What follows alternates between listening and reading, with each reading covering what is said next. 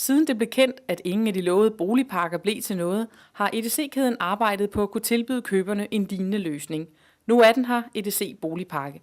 Ved køb af en bolig til f.eks. 1,6 millioner, kan køberne spare op mod 40.000 kroner, hvis det er en ejendom, der udbydes med EDC Boligpakke. Reelt betyder det, at det nu er muligt at købe bolig, stort set uden omkostninger for køberen. Baggrunden for EDC's boligpakke er, at aktiviteten er 40% under det normale, og selv simpelthen 40% mindre, end vi gør normalt, og der er derfor behov for nogle ting, der kan sætte skub i handlen med boliger. Køber har behov for flere kontanter i forbindelse med handlen.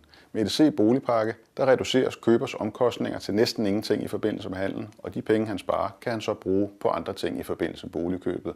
For en villa til 1,6 millioner, ja, der er besparelsen op til en ca. 40.000 kroner, og det er jo gode penge, køber får i hånden. Hvis du køber med EDC Boligpakke, betaler sælger for skøde. Det har en værdi af ca. 5.000 kroner.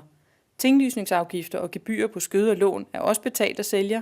Sælger betaler 5-årig ejerskifteforsikring. Ligeledes er første års husforsikring betalt af sælger. Det er sælger, der betaler for de omkostninger, som køber sparer. Men sælger har den fordel, at hans bolig bliver mere attraktiv, og derved skiller sig ud fra de 84.000 øvrige boliger, der også er til salg i Danmark.